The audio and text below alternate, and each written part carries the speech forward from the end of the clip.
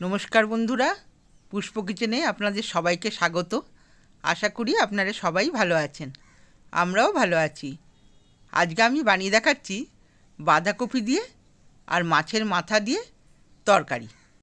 এর জন্য আমি উপকরণ নিয়ে নিয়েছি, বাঁধাকপি কুচিয়ে নিয়েছি, মাছের মাথাটা নুন হলুদ মাখিয়ে নিয়েছি, আর নিয়েছি ডুমো ডুমো করে কাটা আলু আর কাঁচা লঙ্কাকে চিড়ে নিয়েছি। এগুলো দিয়ে আমি আজকে এই বাঁধাকপির তরকারিটা করব।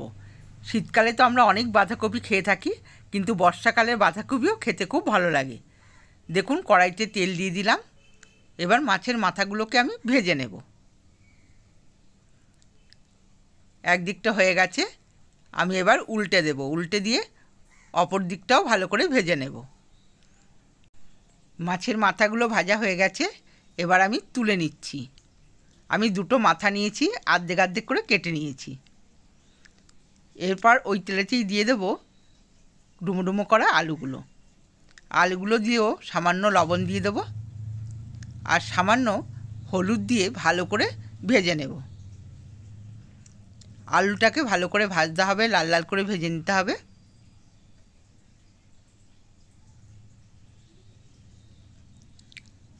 এবার কিছুটা আদা আমি গ্রেট করে রেখেছিলাম, একটা বোলের মধ্যে নিয়ে নিলাম। 1 চামচ হলুদের গুঁড়ো, জিরের গুঁড়ো 1 চামচ, ধনের গুঁড়ো 1 চামচ, আর লঙ্কার গুঁড়ো 1 চামচ। পরিমাণ মতো জল দিয়ে ভালো করে একটা মশলার পেস্ট আমি তৈরি করে নেব। এইভাবে মশলাটা পেস্ট করে যদি কিছুক্ষণ রাখা হয়, তাহলে মশলাটা ভালো স্বাদ হয়। আমি 5 মিনিট এইভাবে রেখে দেবো। আলুগুলো দেখুন আমার লাল করে ভাজা হয়ে গেছে। এবার আমি তুলে নিচ্ছি।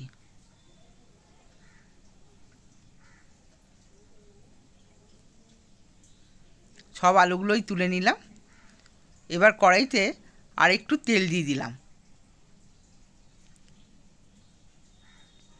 দুটো তেজপাতা, গোটা জিরে, দুটো শুকনো লঙ্কা আর গোটা এলাচকে আমি ফোড়নে দিয়ে দিলাম। ফোড়নটাকে ভালো করে ভেজে নেব। ফোড়নটা সেন্ট উঠে গেছে, ভাজা হয়ে গেছে। এরপর দিয়ে দিলাম মশলার পেস্টটাকে দিয়েও আমি ভালো করে নেড়েচেড়ে ভেজে নেব। দিয়ে দিলাম 1 চামচ লবণ। ভালো করে নেড়েচেড়ে এটাকে কষিয়ে নিতে হবে। চেরা কাঁচা লঙ্কা দিয়ে দিলাম।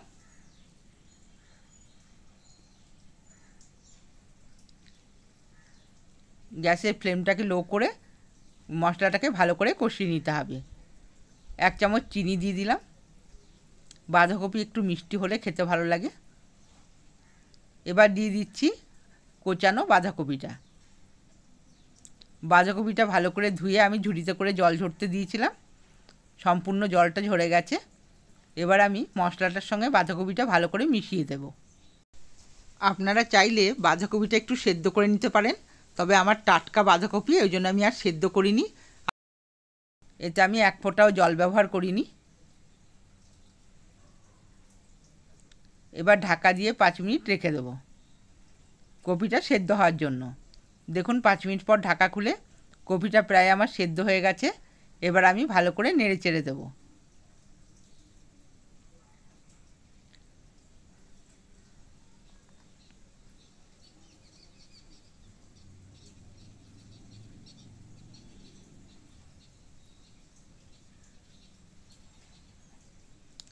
ভেজে রাখা আলুগুলোকেও দিয়ে দিলাম।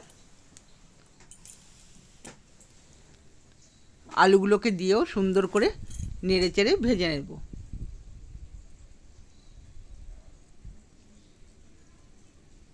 বাঁধাকপিটার মধ্যে ভালো করে মিশিয়ে দেব। এবার ঢাকা দিয়ে রাখলাম। আলু আর কপি দুটোই ভালো করে সেদ্ধ হবে। দেখুন কতটা জল বেরিয়েছে। আলুগুলো এই জলেতেই সেদ্ধ হয়ে যাবে। এবার দিয়ে দিলাম মাছের মাথাগুলো কপিটার মধ্যে ভালো করে ভেঙে মিশিয়ে দিতে হবে।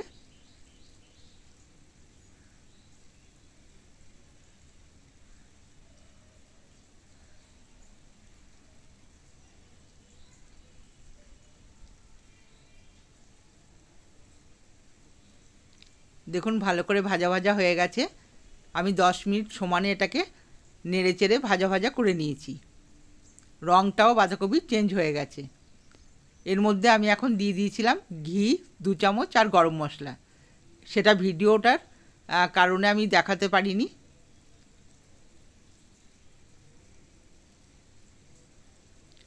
ভিডিওটা একটু অসুবিধা হয়ে গিয়েছিল।